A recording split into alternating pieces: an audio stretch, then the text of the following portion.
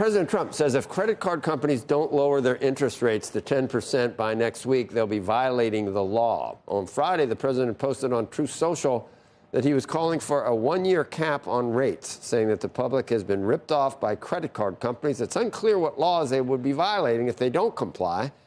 Groups including the Bank Policy Institute, the American Bankers Association, and the Independent Community Bankers of America issued a joint statement saying a 10% cap on interest rates would reduce credit availability and be, in their words, devastating for millions of American families and small business owners.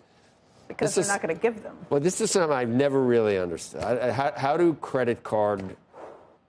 I mean, I figure you ought to let them charge whatever. It's a free market, right? But how is it that when rates are so low, you do see some credit card companies at like 20% plus? What is the...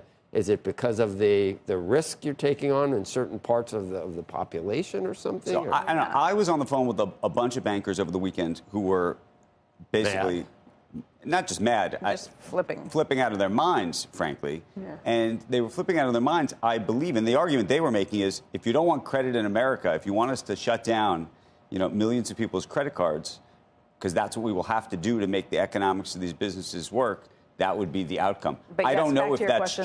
That's the actuarial I don't know if that's a threat.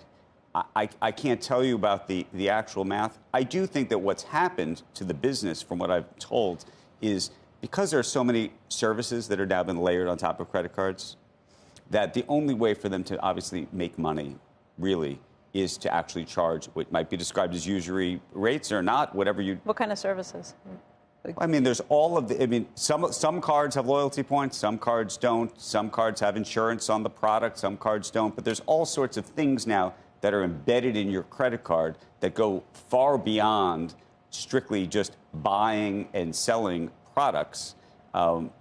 Whether it's insurance on when you go to rent a car or this or that. Now, some of these cards, as I said, their fees, American Express charges you fees. There's other cards that give you the card for free. But those cards that are giving you for free, the way they're making up their money is typically on the other end, meaning they want you to charge everything on it. They want you not just to charge everything on it because they're getting the 3% for each sale. Yeah. They really want you to actually not pay so that you pay the interest rate. That's the business. Well, once again, in a world where you don't like to use the word cap ever on something that you're doing because you immediately think there's going to be less of it when you cap it. And it's supposed to work where if someone's charging too high an interest rate, then competitors come in and go down an eighth at a time till you get to an equilibrium where demand equals supply. So I don't understand.